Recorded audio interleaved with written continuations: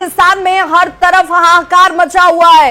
पाकिस्तान में भारतीय सेना का एक्शन और इस एक्शन में लाहौर में एयर डिफेंस सिस्टम पूरी तरह से तबाह हो चुका है। पाकिस्तान की गोलीबारी का मुंहतोड़ जवाब भारतीय सेना की तरफ से दिया गया, जिसमें पाकिस्तान की गोलीबारी में 16 लोगों की मौत हुई थी। भारतीय सेना ने आज इस पर जवाबी कार्रवाई की और जवाब इस रूप में कि धमाके की आवाज पाकिस्तान में हर जगह सुनाई दे रही है। एयर डिफेंस सिस्टम पूरी तरह से तबाह हो चुका है। बताया जा रहा है कि ये Chinese air defence system Pakistan की तरफ से इस्तेमाल किया जाता था और सिर्फ इतना ही नहीं, पाकिस्तान 80% हथियार भी जो इस्तेमाल करता है वो भी चाइनीज ही हैं और ऐसे में ये पूरी तरीके से नाकाम साबित हुए हैं। पाकिस्तान इस वक्त बड़ी परेशानियों में साफ तौर पर नजर आता हुआ। एयर डिफेंस सिस्टम जिसके भरोसे पाकिस्तान की सुरक्षा मजबूत होती, वो पूरी तरीके से भारतीय सेना ने तबाह कर दी है। पाकिस्तान के खिलाफ भारतीय सेना का यह बड़ा एक्शन और भारत के 15 जिस तरीके से इस एक्शन को लिया गया, उसके बाद पाकिस्तान के कई शहरों में एक के बाद एक धमाके जो हैं सामने नजर आ रहे हैं।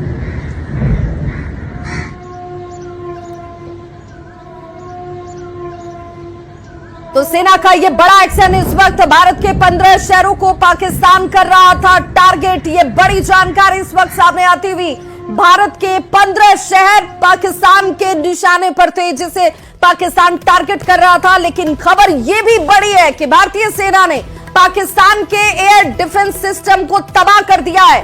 भारत के 15 शहरों को पाकिस्तान कहीं ना कहीं टारगेट पर लेकर चल रहा था, जहां पर वो निशाना साध सकता था। ये बड़ी जानकारी सामने आती हुई, हालांकि ये शहर कौन कौन से हैं इसकी जानकारी इस वक्त सामने नहीं है, लेकिन ये खबर जरूर इस वक्त सामने आती हुई कि पाकिस्तान जो है वो अपनी नापाक हरकतों से बाज आने को तैयार ही नहीं है। भारत ये बार बार कह चुका है कि उसका निशाना सिर्फ आतंक और आतंक के ठिकाने हैं जिस पर वो एक्शन ले रहा है।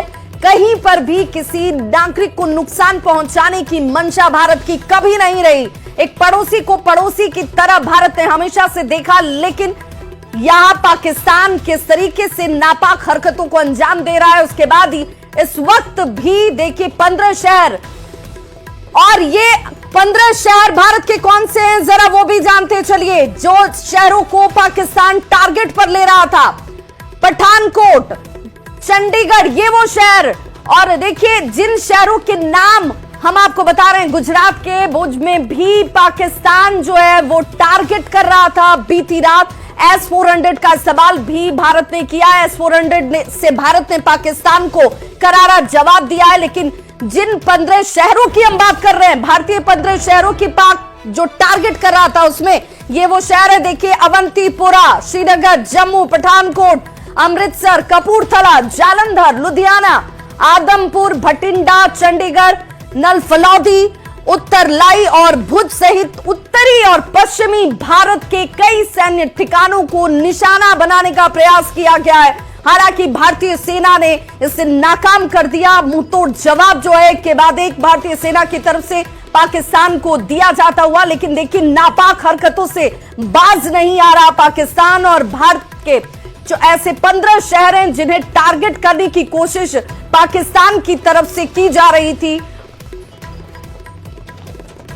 कोशिश की, उसमें कश्मीर की कुछ लोकेशंस भी लिखी गई हैं और खासतौर से western India including Awantipora, Srinagar, Jammu, Pathankot, Amritsar, Kapurthala, Jalandhar, Ludhiana और आदमपुर और बठिंडा, चंडीगढ़, नाल और भी काफ़ी एरियाज हैं। और पाकिस्तान ने कोशिश की थी लेकिन उसको विफल कर दिया गया है। और आज सुबह जब भारत की तरफ से आर्म फोर्सेस की तरफ से टारगेट किया गया, तो पाकिस्तान का एयर डिफेंस राडार जो है उसको टारगेट किया गया और कई और लोकेशंस पे उनके एयर डिफेंस सिस्टम को या एयर डिफेंस राडार्स को निशाना बनाया आपको गया। मैं रोकना चाहूंगा, स्क्रीन पर व्यूअर्स हमारे जो तस्वीरें देख रहे हैं, ये नई तस्वीरें हैं, ये तस्वीरें हैं एयर डिफेंस। तो पाकिस्तान की गोलीबारी का देखिए मुंहतोड़ जवाब कैसे दिया गया। पाकिस्तान ने भारत के ऐसे 15 शहरों को अपने टारगेट पर सेट किया हुआ था जहां पर उसकी तरफ से हमले किए जा सकते थे, लेकिन इसे नाकाम कर दिया भारतीय फौज ने। अवंतीपुरा। अब एक एक करके जरा वो शहर के नाम भी जानते चलिए, जहां पर अवंतीपुरा, श्रीनगर, जम्मू, पठानकोट,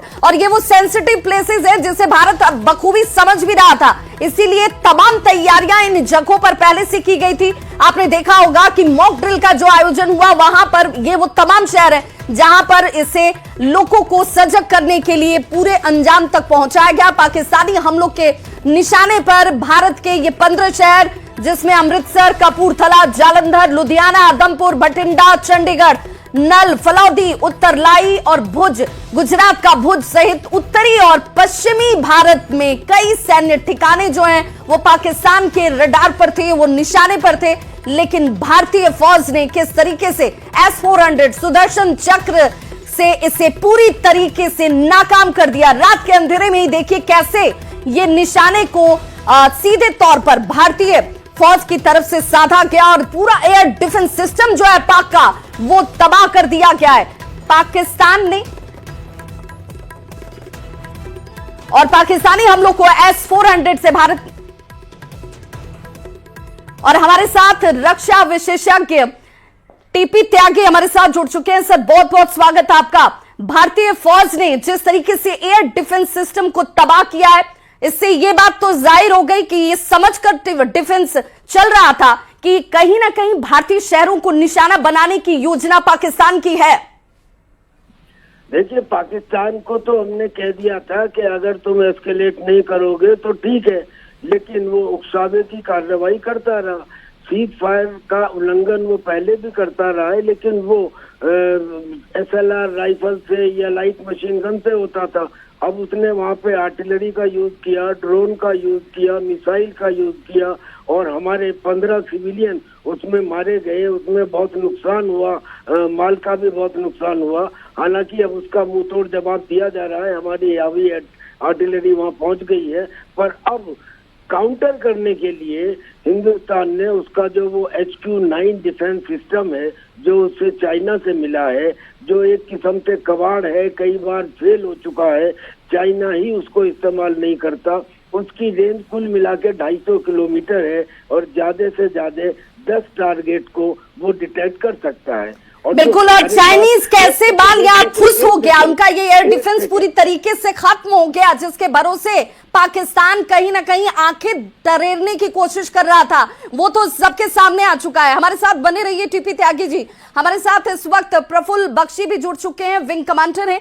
सर, मैं आपसे समझना चाहूंगी कि ये एयर डिफेंस सिस्टम किसी भी देश के लिए सबसे मजबूत कड़ी होती है सुरक्षा के लिहाज से, ये काम कैसे करता है और कैसे भारतीय फौज ने इनकी इस नापाक हरकत को मुंह तोड़ जवाब दिया है? देखिए जी, सबसे पहली बात है अपने माइंड को क्लैरिफाई कर दीजिए। आप पूरे पाकिस्तान का एयर डिफेंस सिस्टम नहीं नष्ट हुआ, एक रीजन के एयर डिफेंस को आपने न्यूट्रलाइज किया है।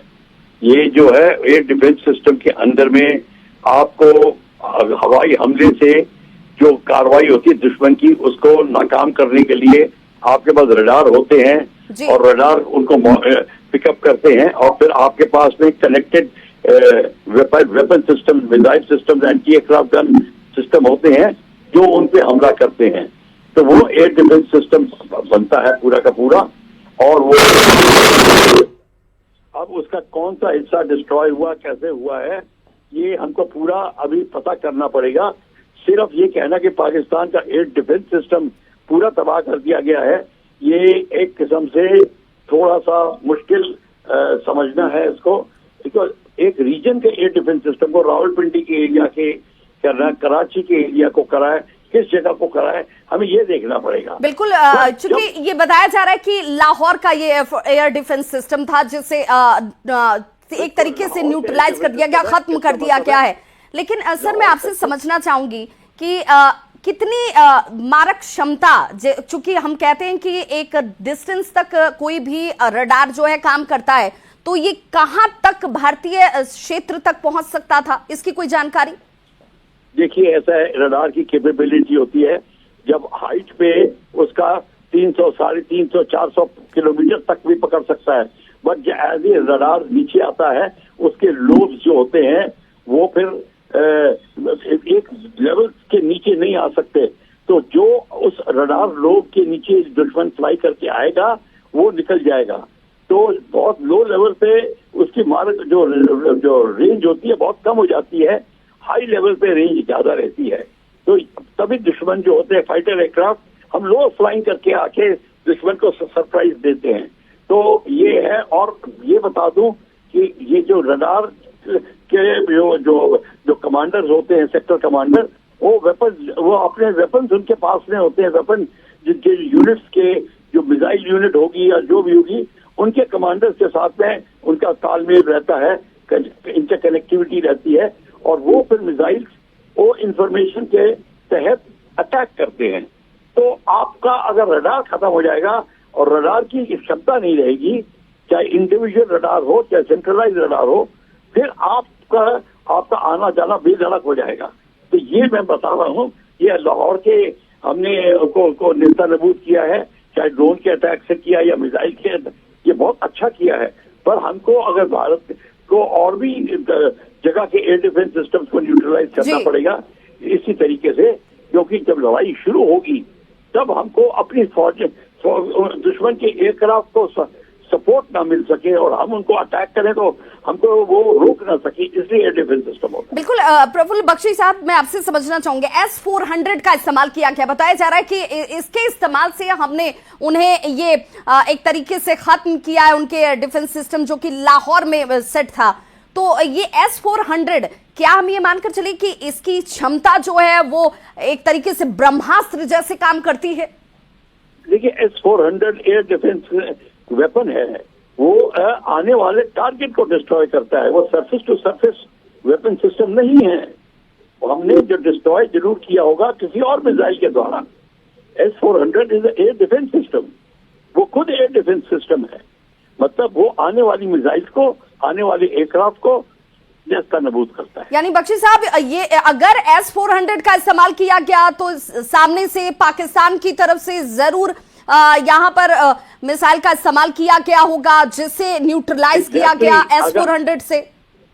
अगर वो मिसाइल इस्तेमाल करेंगे तो हमारा S-400 जो है उसको नेस्तनाबूद कर देगा और बहुत दूर तक कर सकता है, बहुत हाइट तक कर सकता है। उसके लो लेवल क्षमता भी अच्छी है। S-400 system is basically air to air system, ground to air system.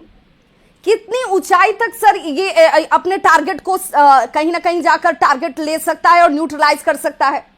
Over 60,000 feet, over 70,000 feet पे S-400 जा सकता है।